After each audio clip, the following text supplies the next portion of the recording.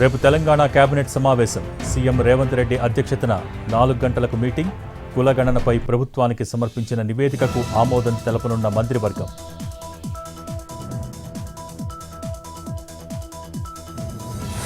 అధికారులతో మంత్రి నారా లోకేష్ సమీక్ష.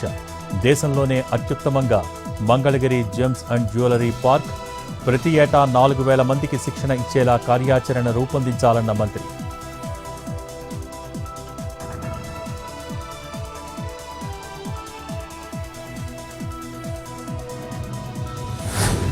స్వర్ణాంధ్ర P4లో భాగంగా బంగారు కుటుంబాలపై ప్రత్యేక దృష్టి పెట్టాలి.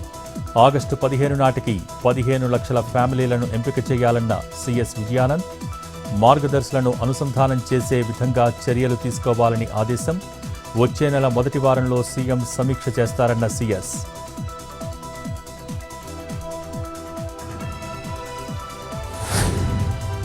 తెలంగాణ సచివాలయంలో మరోసారి విరిగిపడ్డ పెచ్చులు. భయాందోళనకు గురైన సచివాలయ సిబ్బంది. సీఎం కాన్వాయ్ వచ్చే మార్గంలోనూ కూలిన పెచ్చులు.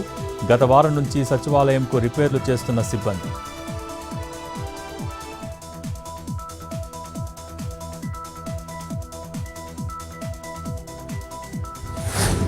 కండరాల క్షీణతతో బాధపడుతున్న తమ కుమారుణ్ణి కాపాడాలి అంటున్న తల్లిదండ్రులు. చికిత్స కోసం కోట్లల్లో ఖర్చవుతుందన్న వైద్యులు. ఏపీ ప్రభుత్వం ఆదుకోవాలని ప్రాధేయపడుతున్న తల్లిదండ్రులు.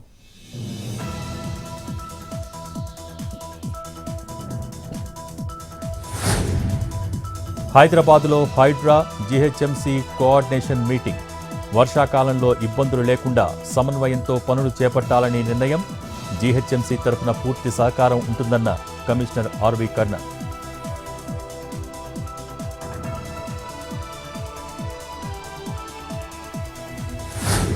ఐఏఎస్ ఆఫీసర్ శ్రీలక్ష్మి రివిజన్ పిటిషన్పై రేపు హైకోర్టు తీర్పు. ఓబుళాపురం మైనింగ్ కేసులో నిందితురాలు శ్రీలక్ష్మి నిర్దోషి అంటూ గతంలో హైకోర్టు తీర్పు.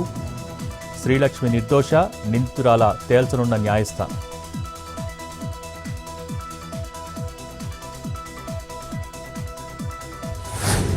నంద్యాల జిల్లా సుండిపెంటలో సుపరిపాలనలో తొలి అడుగు కార్యక్రమం.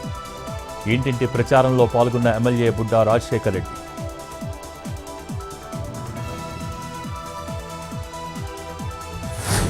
సిటీ శివారులోని మంచిరేవుల గ్రేహౌండ్స్లో కనిపించిన చిరుత. నైట్ డ్యూటీలో ఉన్న గ్రేహౌండ్స్ సిబ్బందికి కనిపించిన లియోఫోర్డ్. ఉన్నతాధికారులను అప్రమత్తం చేసిన గ్రేహౌండ్స్ కానిస్టేబుల్స్.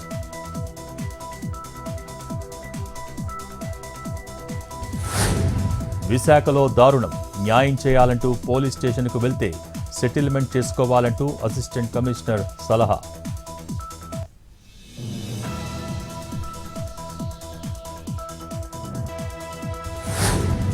ఎల్లుండి కార్గిల్ విజయ్ దివస్కు సన్నాహాలు.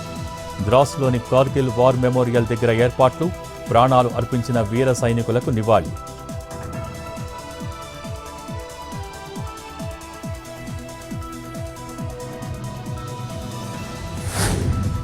రేపు మాల్దీవుల పర్యటనకు వెళ్లనున్న ప్రధాని మోడీ. ఎల్లుండి జరిగే స్వాతంత్ర దినోత్సవానికి ముఖ్య అతిథిగా హాజరు. ఇరు దేశాల మధ్య ద్వైపాక్షిక సంబంధాలపై చర్చలు.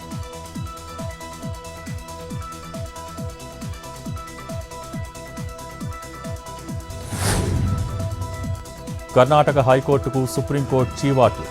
దర్శన్కు బెయిల్ ఇచ్చిన విధానంపై అత్యున్నత న్యాయస్థానం ఆగ్రహం. న్యాయాధికారం దుర్వినియోగం అయిందని ఆందోళన. హైకోర్టు చేసిన తప్పును రిపీట్ చేయబోమన్న సుప్రీం.